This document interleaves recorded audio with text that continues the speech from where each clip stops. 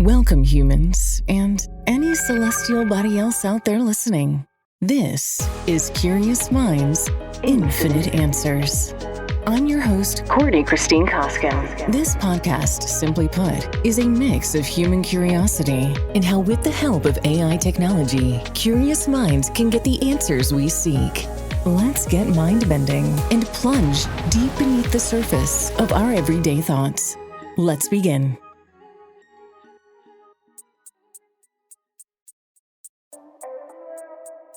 Welcome back to Curious Minds, Infinite Answers. I'm Courtney, your host, and today the question is, do we truly live in only a three-dimensional existence, or is reality far more complex than we ever imagined? Last week on Curious Minds, Infinite Answers, we explored the fascinating world of dreams, asking whether they could be more than just fleeting images, perhaps even portals to other dimensions. We pondered the possibility that our dream state might grant us glimpses into realms beyond our physical reality. This week, we're taking that exploration a step further. What if those dimensions truly exist, not just in our dreams, but as an integral part of our reality? From science fiction to very real possibilities, let's start with a very basic building block on the topic. By definition, a dimension is a measurable extent of some kind. Short and sweet. Think of it as a way to measure and describe the space we exist in. You can imagine it like a set of directions that help us define where things are and how they interact. In the simplest sense, we're familiar with three dimensions: 1, length; 2, width; and 3, height. These three allow us to move forward and backward, side to side, up and down. But dimensions aren't just about physical space. There's also time, which is often called the fourth dimension. It allows us to experience change. Things move and events happen over time. But what if I told you that scientists and spiritual thinkers, among many others like you and me, have long suspected that these dimensions are just the tip of the iceberg? That perhaps, just beyond the veil of our perception, exists an entire multiverse of realities we can only begin to comprehend. Think about it. We operate in a world that feels tangible, but so much of our reality is dictated by things we can't even see. Things like gravity, the mind, the wind, and dark matter, just to name a few. If these unseen forces are essential to our physical world, isn't it possible for there to be unseen dimensions influencing our existence as well?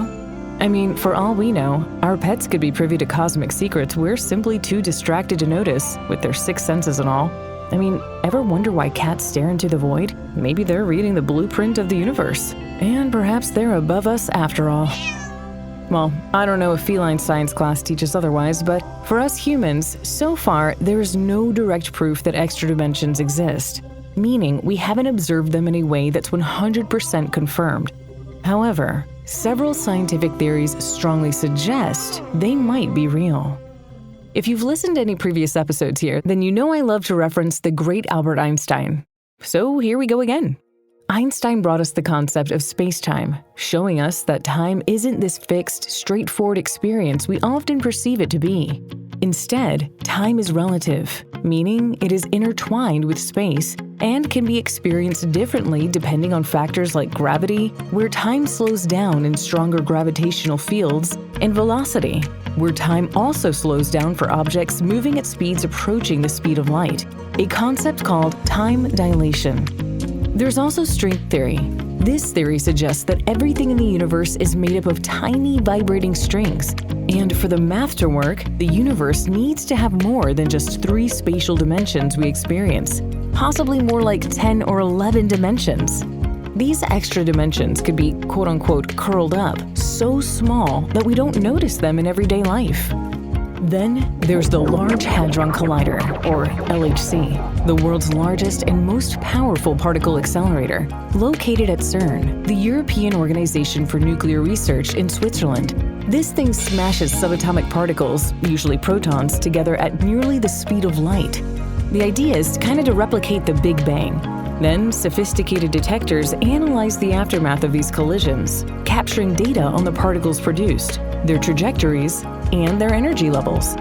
In the search for extra dimensions, researchers are analyzing the collision debris for signs that could indicate the presence of higher dimensions. Here are some key things they look for. Missing energy. If extra dimensions exist, some particles or energy might quote-unquote leak into them, appearing to vanish from our observable universe. Another thing they'd look for are microscopic black holes.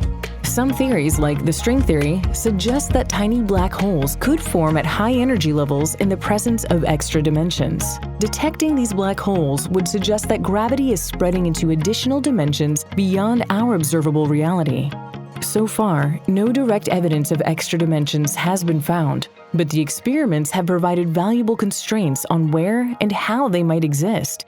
The energy levels required to probe higher dimensions might be even greater than what the LHC can currently achieve, meaning future, more powerful accelerators may be needed. Well, why does this matter?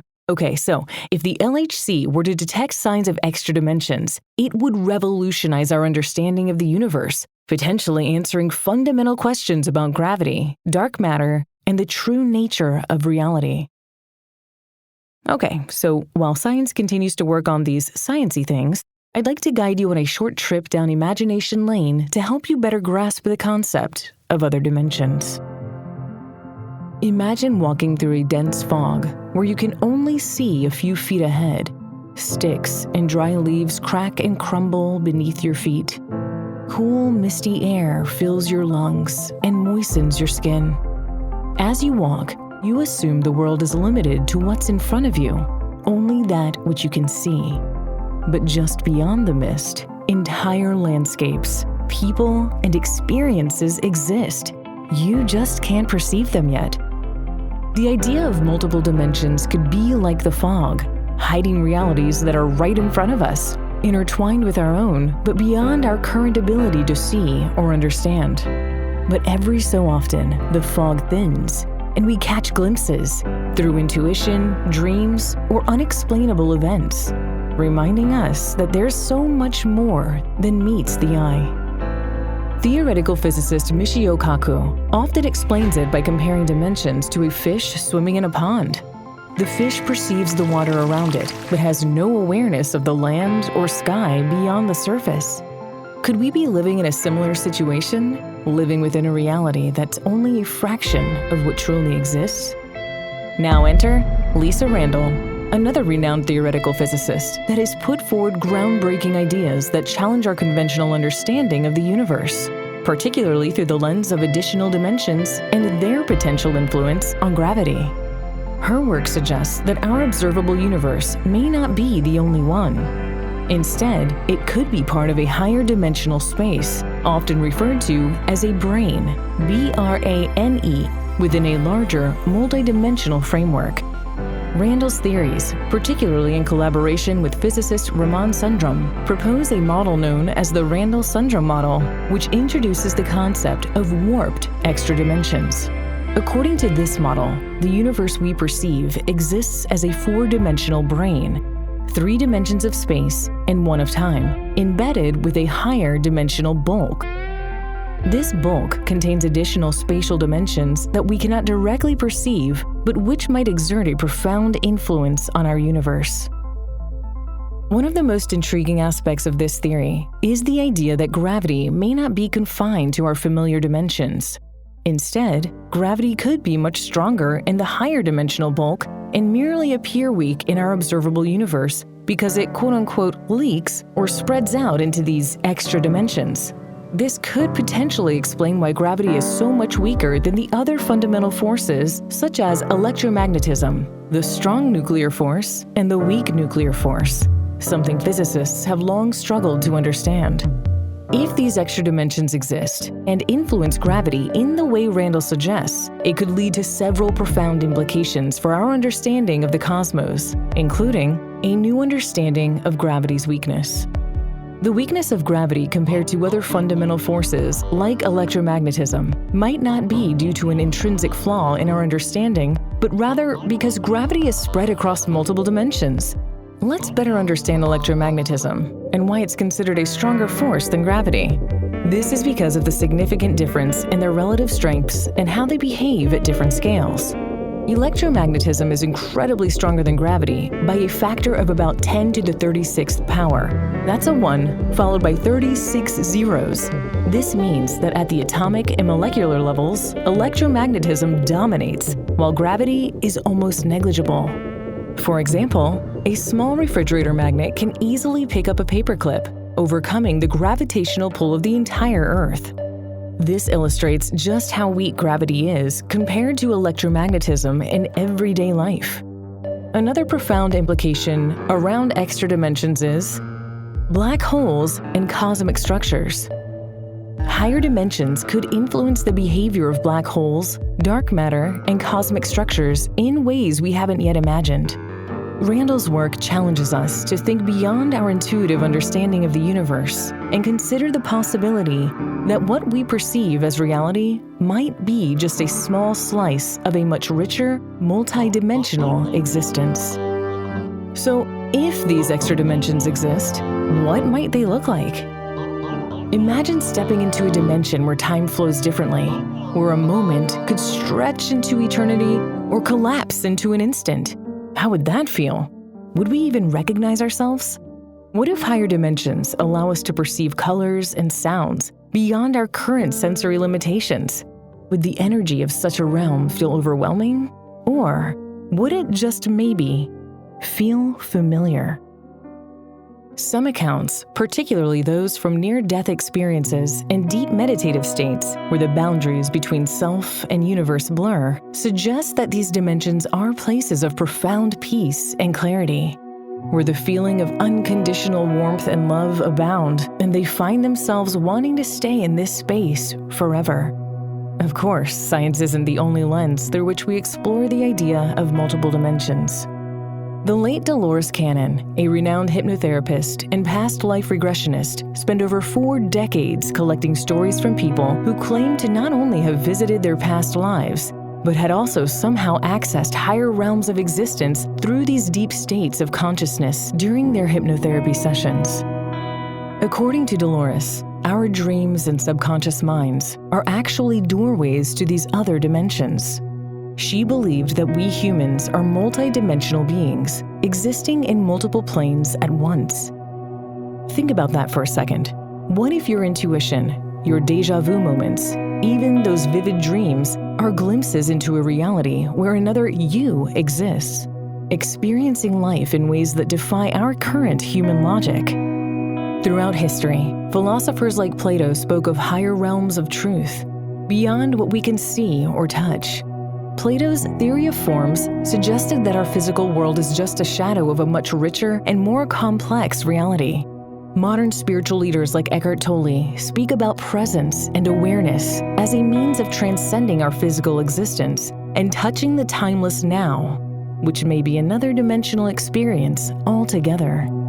And of course, who hasn't had a moment where they swear they feel something beyond themselves? Whether it's a sudden wave of intuition or a sense of déjà vu so strong it feels like life's playing reruns. Okay, so at this point I'm compelled to go a little bit deeper, so my question evolves into this. If this is all true, or maybe true, how can we explain the concept and actuality of being born into a biological life form, and what's the point? Pleasures and conquests can only satiate the human psyche, but for so long. All right, stay with me for the following answers I derived. The concept of being born into a biological life form within the context of multiple dimensions and higher realms of existence raises profound questions about the nature of consciousness, reality, and our purpose within this physical experience. If ideas like Plato's theory of forms, modern spiritual teachings, and personal intuitive experiences suggest a deeper, unseen reality, then our biological existence may serve as a bridge, a means of engaging with the physical world while remaining connected to something far greater. Plato's ideas suggest that everything we perceive in the physical world is an imperfect reflection of a higher, perfect reality, the world of forms.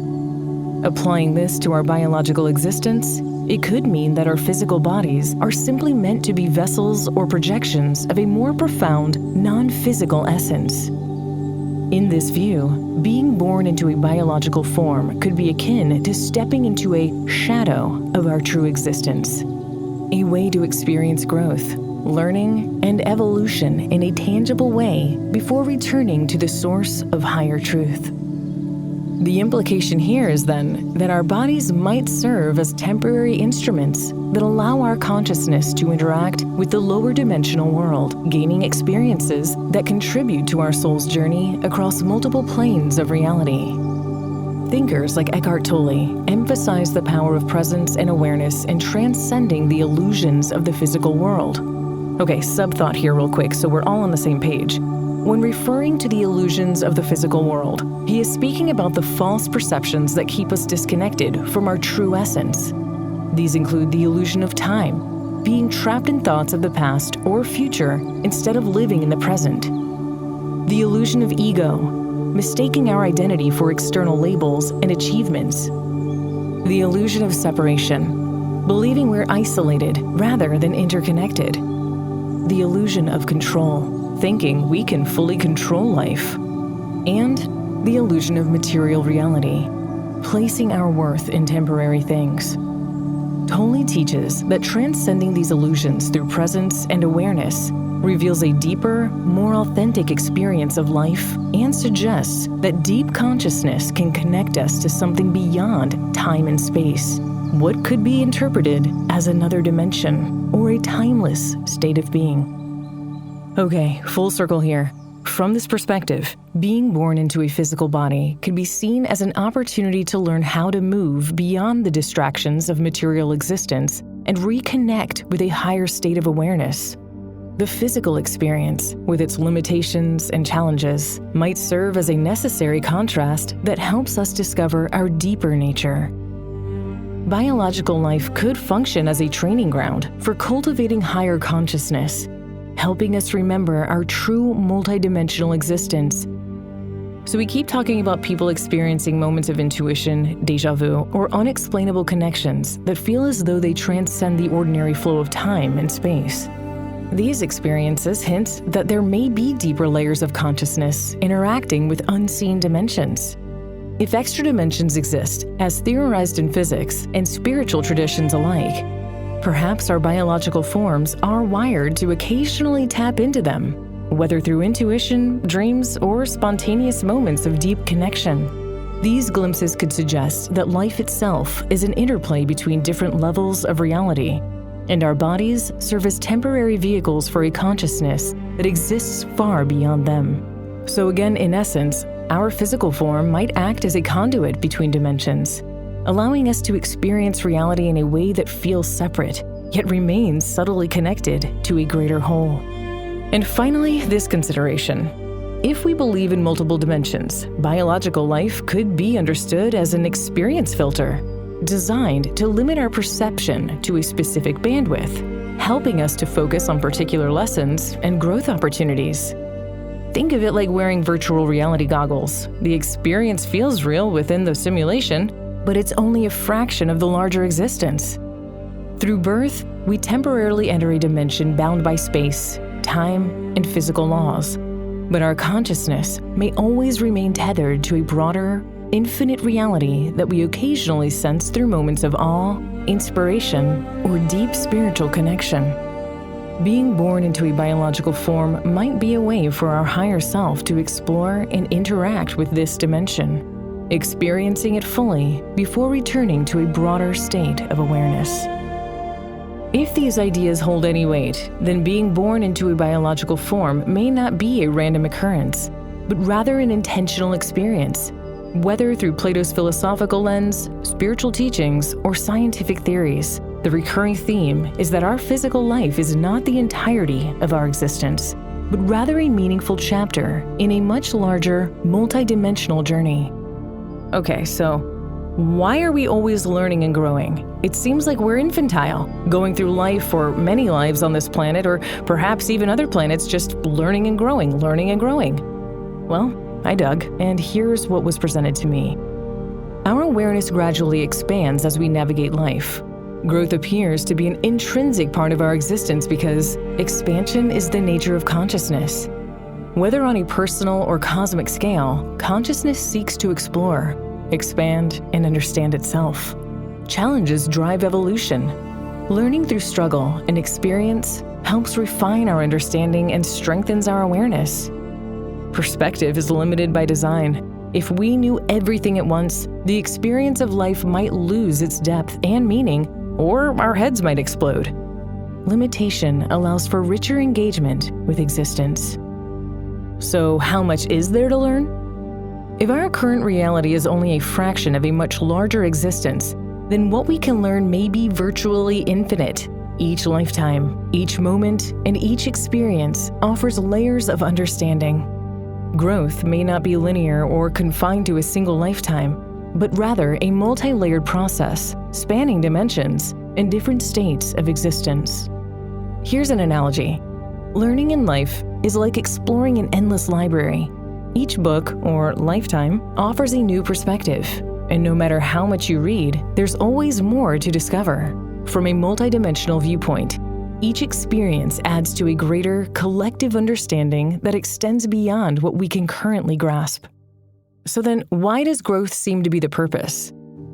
If we view life as an experience filter or simulation, then growth may be the core objective because it allows us to remember, reconnect, and expand our awareness beyond the physical limitations. Growth isn't just about accumulating knowledge. It's about becoming more aligned with higher truths, developing deeper compassion, and understanding our interconnectedness. Growth could serve several purposes. It could prepare us for higher states of existence, like learning fundamental skills before advancing to higher challenges. It could refine our consciousness, developing wisdom, empathy, and understanding that transcend the physical. And it could reconnect us to our true essence, moving from a state of illusion and separation toward unity and awareness. We are always learning and growing because physical life is likely just a stepping stone in a much larger journey. Perhaps our limitations are in place to help us focus on specific lessons without becoming overwhelmed by the vastness of existence. The purpose of growth might be to help us reintegrate with a higher reality, bit by bit, through personal experience and discovery. In essence, life may be a beautiful paradox designed to feel small and limited while actually offering an expansive path toward infinite growth and understanding.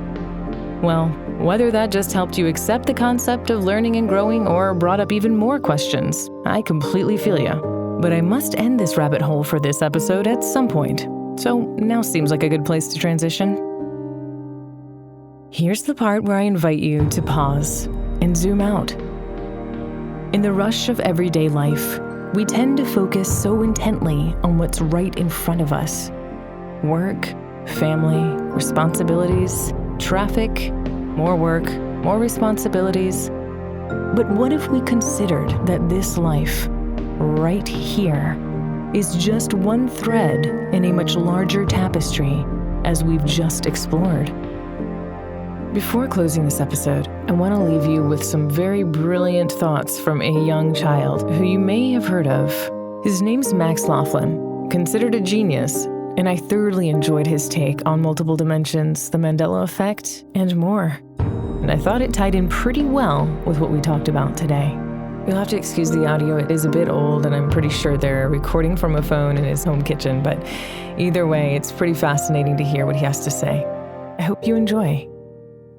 If there are other universes, they're next to ours, and this actually relates to my theory of the Mandela effect and how the particle accelerator altered the weight of one electron and therefore destroyed our universe and shifted us into the universe that's directly next to it, and therefore things are different in this universe. So the Mandela effect is the effect of some people thought that Nelson Mandela died at a certain time, and other people remember it as a different time, and this goes for a lot of other things, Star Wars, classic videos, Mirror, Mirror on the Wall. Everybody knows that. Well, if you actually look back to the original film, it's not Mirror, Mirror on the Wall. It's Magic Mirror on the Wall. And some people actually... Which, of course, it's not. It's not, in right. The reality I grew up in. Right, exactly. And, I mean, some people in this reality, I guess, maybe didn't make it from our last reality, I'm thinking. I'm still trying to figure out why they don't remember it. And some people do. But anyway, though, that is the Mandela effect, and we are living in an alternate expansion of our universes. Even in my own scientific notes, I've found rewritten signatures and things that are a little bit different from originally what I wrote. So how did that actually happen? Let's take your notebook, or let's take Mirror, Mirror on the Wall, like an old film, animated film. How did it actually change? Well, it never changed. We changed. You see, we were moving relative to our universe, and then our universe destroyed, so now the universe started to move, or I guess our parallel universes, our multiverse started to move parallel to us because we were out of alignment, just destroyed everything. So technically, the universe didn't change, we did. So when our universe was destroyed over here. And this was, you think, when CERN Super Collider did its experiment? Large Hadron Collider, yeah. Or the Hadron? Large Hadron Collider, right. Okay. And so after our universe and timeline was destroyed, we were, let's zoom this in a lot, zoom, zoom, zoom, zoom, zoom, and the universe that's directly next to ours, it's just directly next to ours. Energy cannot be created nor destroyed, only transferred from form to form. But if there are an infinite number of universes, then there's 100% chance that this happened, at least maybe in another universe, maybe not ours. Then again, there's also an infinite chance that this is our universe. So if this one was eliminated, all the energy from this universe created or transferred a universe that was right next to us. So the original universe is Mirror, Mirror on the Wall. The transferred to universe is Magic Mirror on the Wall. Right, and even if you have quantum data or other things that possibly could help calculate these claims, then you'll find that there is a fluctuation pattern of which our universe is on a similar plane. So if this is our plane, there's a universe in this plane, which means that this is a larger dip and this is a smaller dip. So that way there's a fluctuation in our reality of actually things that are real to us but are different in other realities. There's a consistent fluctuation, and I think this fluctuation is known as the Mandela effect for some things, and a lot of things are the same, but other things are, very different. So in this universe, it's pretty much almost exactly the same as ours, for the fact that we're all here, almost, and that everything that we see is pretty much the same. What do you mean almost? Almost as in, I don't know. There's an infinite number of possibilities, so there has to be at least an infinite possibility that somebody on this planet is gone from that time. Or maybe there is an infinite possibility that there is. But the point is that it's a parallel universe to ours. So it is not our universe. It's just not ours. But... So we are now not in the same universe that we were in when Mirror, Mirror on the Wall was a part of a film. Well, that's what I'm theorizing, yeah. So we're in a different universe. Exactly, completely different universe. Even though it looks almost otherwise completely the same. Is exactly the same, except for that 0.00000000000000000000000 infinite number of zeros, 1%. Yes. Difference. Right. And that 1% difference is large on our scale, or even small on our scale, but it's still different. Enough that it's able to contain our energy, but not enough that it's the same. As I said, it's a parallel universe. It's not the same as ours. And if we have to arrive at the same time that we left, then there has to be difference. There's that fluctuation. And one of these fluctuations was maybe something different. Maybe one person decided to walk on the other side of the sidewalk, as it is uncertainty, at least in our future. If you're in a higher dimension like the fifth dimension or looking on our fourth dimension, uncertainty is just a matter of which way you're going, like a road. But to us, uncertainty doesn't happen because we can only see the present as it's happening. But then again, uncertainty is uncertain. And uncertainty can be certain and uncertain at the same time. So there you have it. Tonight, as you close your eyes and drift off into sleep, I challenge you to pay attention to your thoughts as you transition into your dreams. Because just maybe, they could be something more. Whispers from another dimension, nudging you to remember that this life, this world, is just one piece of a grander you. As always, stay curious. Never stop asking questions. And I'll see you next time on Curious Minds, Infinite Answers.